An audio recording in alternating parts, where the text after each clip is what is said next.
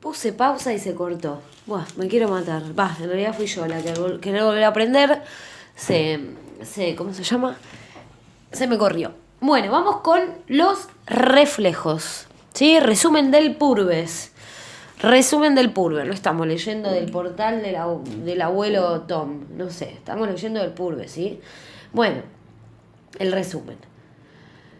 Que tengo compañeros que me dijeron que esto sirve bastante, la verdad, que ya hicieron la materia el año pasado. Los reflejos.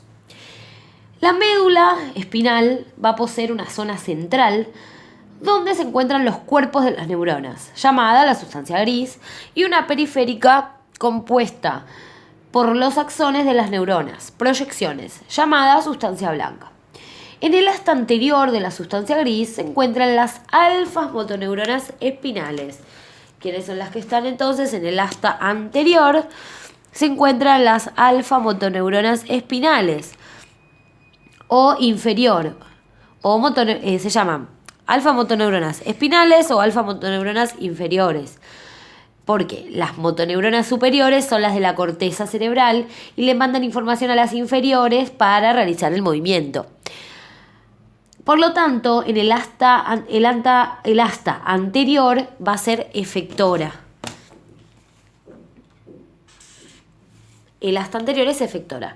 Las motoneuronas están organizadas topográficamente de manera tal que las motoneuronas correspondientes a los músculos más distales de los miembros están por fuera de las que inervan los músculos proximales.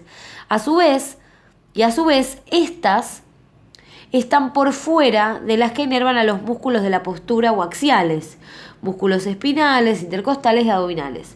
A su vez, se encuentran más posteriores las motoneuronas de los músculos dorsales y más rostrales las de los músculos ventrales. O sea, esto es lógica pura, por lo que leo, ¿no?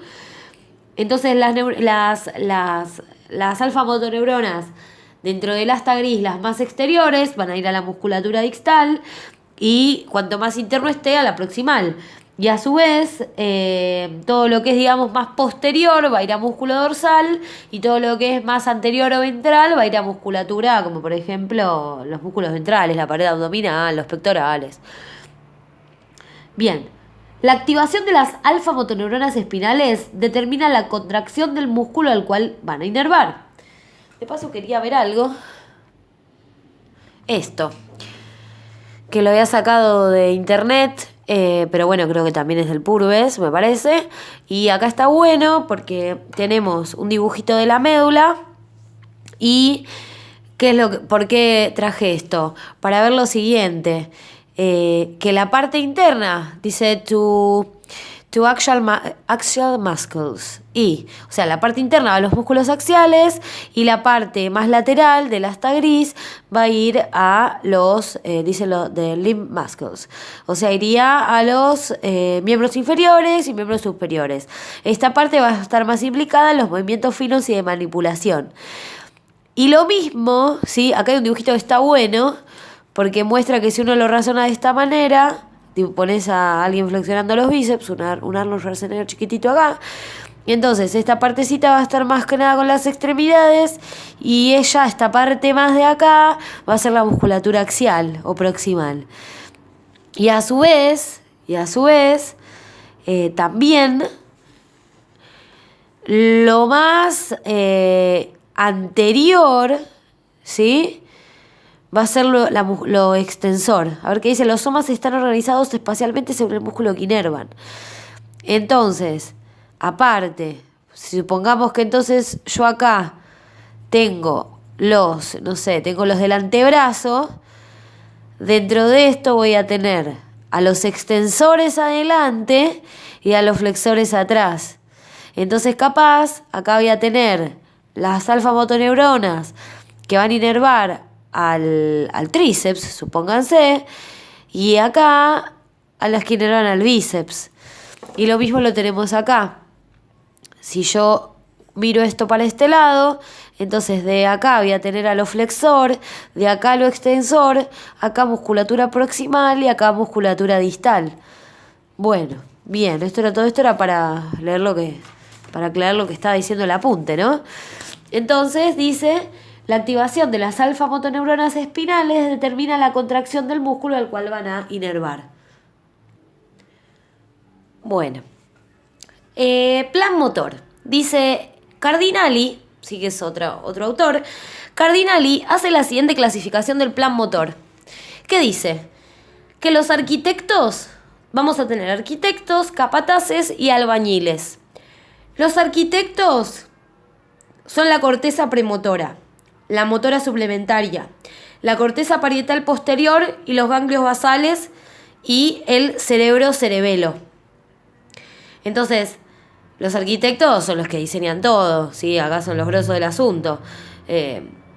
Entonces, ¿quiénes hacen todo? La corteza premotora, la motora suplementaria, acá no tengo justo ninguna imagen, la corteza parietal posterior y después aparte los ganglios basales y el cerebro cerebelo. A ver si tengo una imagen. Bueno, no encontré y no me quiero demorar mucho tampoco. Bueno, entonces, después tenemos, aparte de los arquitectos, vamos a tener los capataces. ¿Quiénes son los capataces? Los capataces son la corteza primaria. Ajá. O sea, la primaria es de los capataces, entonces. Arquitectos tenemos la premotora, la motora suplementaria, la parietal posterior, los ganglios basales y el cerebro cerebelo. Los capataces son la corteza primaria y el núcleo rojo. Núcleos motores del tronco encefálico, el vestibular, los tubérculos cuadrigéminos que van a tener que ver con todo lo que es la parte visual, la formación reticular. Y los albañiles son las unidades motoras de la médula y las unidades motoras de los pares craneales. Entonces tenemos arquitectos, capataces y albañiles. Entonces podríamos hablar de en un primer nivel, como vimos antes, sería la corteza premotora, la motora suplementaria, la parietal posterior, los ganglios basales y el cerebro cerebelo, los capataces, la corteza motora primaria y el núcleo rojo y todos los núcleos del tronco encefálico. Y en un tercer nivel, que serían los albañiles, los que van a ejecutar las unidades motoras de la médula y de la de los pares craneales. Bueno, ¿qué es la unidad motora? La unidad motora es el conjunto de fibras musculares inervadas por una motoneurona. Entonces, vamos de vuelta. Es el conjunto de fibras que me van a inervar, es el conjunto de fibras musculares que van a ser inervadas por una motoneurona. O sea, va a haber una motoneurona que va a inervar a fibras musculares. Ahora veremos si a poquitas, si a muchas. Bueno, entonces, la relación entre el número de fibras inervadas y la motoneurona se llama relación de inervación. Una relación baja de inervación corresponde a músculos pequeños que realizan movimientos precisos. Cuanto menor es la relación de inervación, más precisión de movimiento. A ver otra vez esto, la verdad esto nunca lo había leído. Entonces, entre número de fibras inervadas y la motoneurona. Entonces, a ver si armo un cociente, tengo número de fibras y motoneuronas. Entonces, si la relación es baja, ¿por qué va a ser? Porque, ya entendí. Entonces, capaz yo voy a tener muchas motoneuronas inhibiendo a poquitas fibras. Entonces, siempre va a ser un número cada vez más negativo. Si aumento el denominador, o sea, muchas motoneuronas y encima esto sigue constante. O esto baja. Bueno, en fin, o sea, que cuanto más chica es esta relación, más precisión va a determinar ese movimiento. Entonces vamos a tener, aparte, otra clasificación. Bueno, acordémonos que esto se llama entonces relación de inervación. Relación de inervación.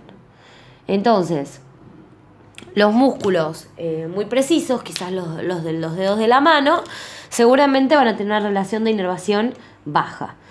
Entonces, más precisión del movimiento. Las unidades motoras, a su vez, se van a clasificar en... Vamos a tener las unidades rápidas y fatigables, las unidades resistentes a la fatiga y de contracción lenta, y unidades resistentes a la fatiga y de contracción rápida. Bien, entonces, ¿cuáles son las unidades rápidas y fatigables? Bueno, de esto yo ya algo sé. Las unidades rápidas y fatigables se van a llamar 2B, ¿no? Son alfa-motoneuronas. Ahora estamos hablando igual de las unidades motoras. La verdad no me acuerdo si se llama igual. Las fibras musculares se llaman 2B. Estas que van a ser como muy rápidas, que se fatigan rápido, pero son rapidísimas al actuar, pero se fatigan rápido. Por ejemplo, un corredor de 100 metros las tiene muy desarrolladas este tipo de fibras. O porque le vinieron genéticamente o porque las trabajó, pero va a tener más cantidad de estas fibras que son explosivas. Entonces, ¿cómo es la unidad motora con esta fibra? Va a tener alfa-motoneuronas, o sea, las neuronas que van a estar llegando a estos músculos, estas fibras, van a ser grandes con alta velocidad de conducción. Entonces, la neurona va a ser grande, las fibras musculares van a ser grandes también y pálidas por la escasa mioglobina. Por eso se llaman 2B o fibras blancas. Son células musculares que no tienen mucha mioglobina, ¿sí? Por eso que son pálidas. Se llaman blancas, rápidas o 2B. Desarrollan mucha fuerza, pero se van a fatigar rápidamente. Por ejemplo, los músculos extraoculares, ¿no? Bien. Ahora. Bien. Después tenemos... voy a pasar directamente a esta. Después tenemos las unidades que son resistentes a la fatiga. Perdón. Vuelvo a esta. Bueno, entonces teníamos las rápidas y fatigables. Que acordémonos que las fibras nerviosas son grandes, ¿sí? Son rápidas. Y las fibras son pálidas. Y son... ¿cómo se llama? Son potentes, ¿sí? Tienen mucha fuerza y mucha potencia y tienen escasa hemoglobina y estas fibras también son grandes.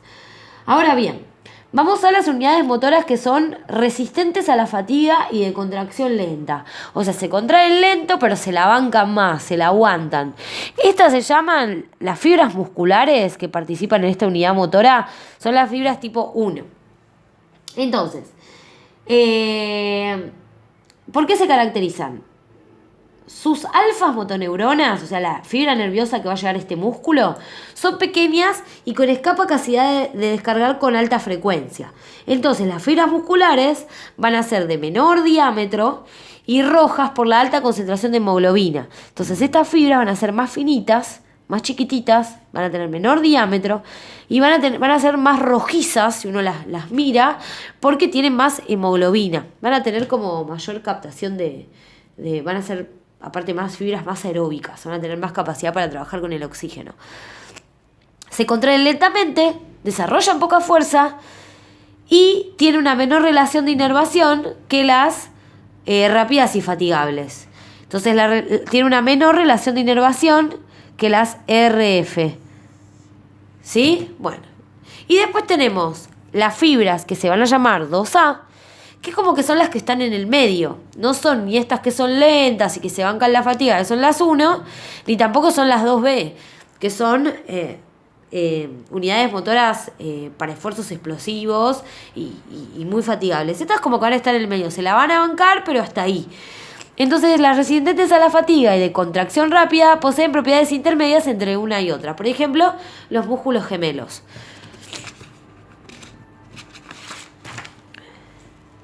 Bien, y acá yo tengo un cuadrito que me gustaría compartir con ustedes, que saqué de una una grosa que dio una clase. Entonces, vamos a ver, nosotros tenemos unidades motoras de tipo 1 y de tipo 2. Las unidades motoras de tipo 1, ¿sí? Vamos a ver primero cómo es el nervio y por otro lado cómo es la fibra muscular. Siempre, obviamente, es un nervio que está llegando y acá tenemos al músculo al cual va a inervar. Entonces, ¿cómo va a ser el nervio? En el tipo 1, el diámetro de la célula Estamos en estas que eran rojitas, que las fibras musculares eran rojitas, ¿se acuerdan? Y que eran lentas.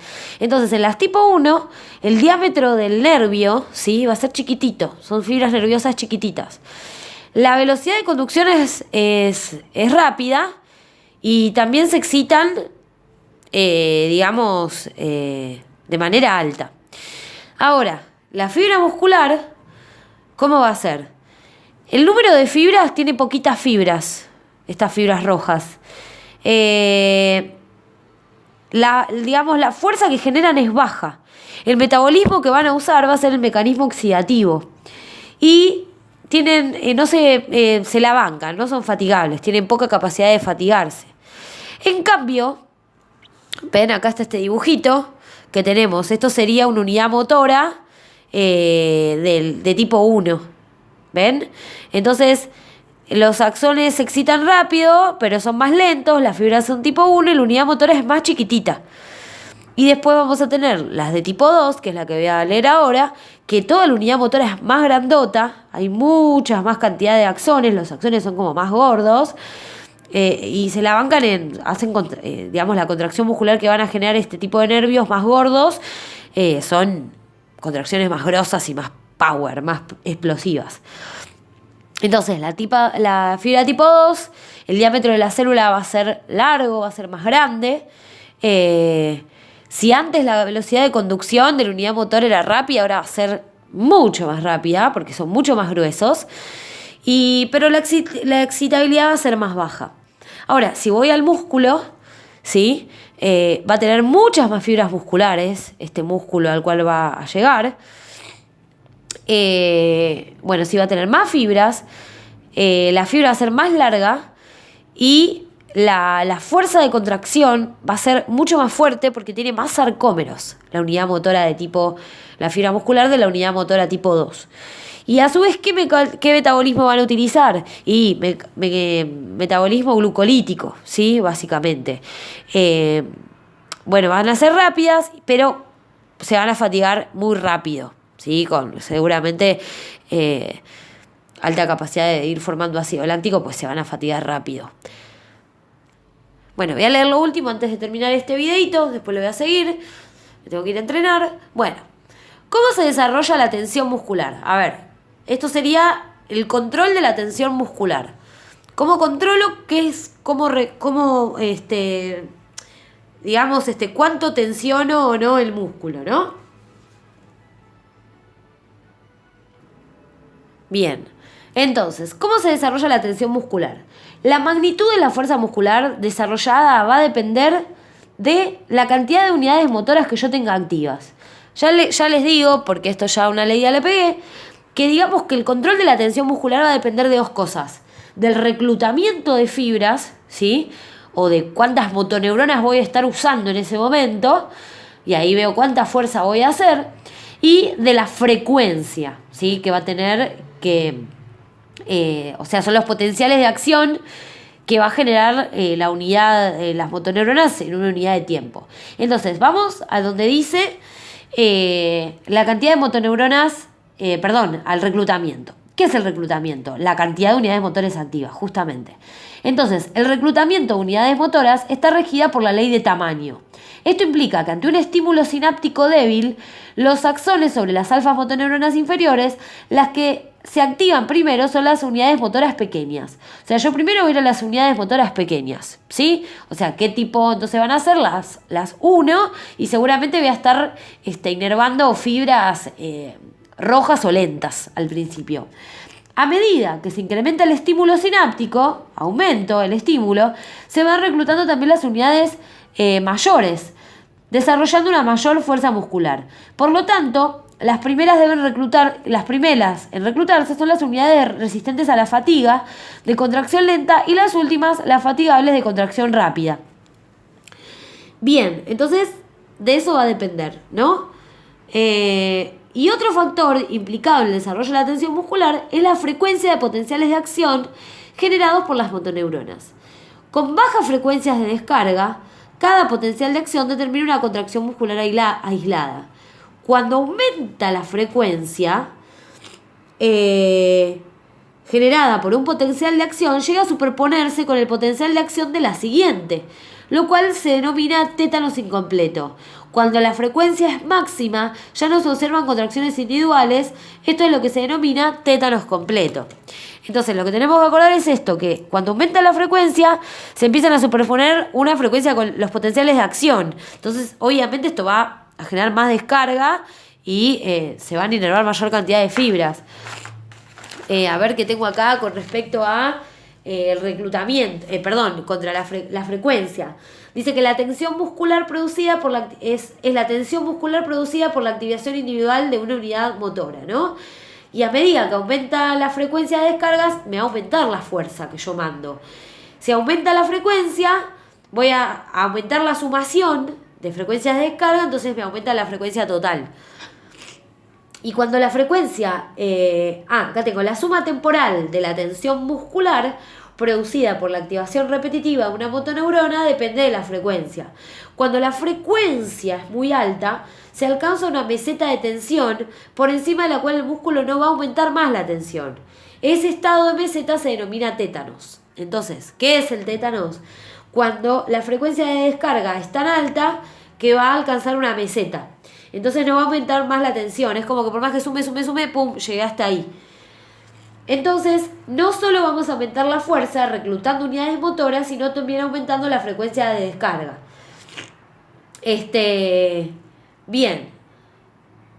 Y después acá tengo, por ejemplo, un datito, que es que la frecuencia de tétanos la frecuencia necesaria para producir tétanos depende del tipo de fibra.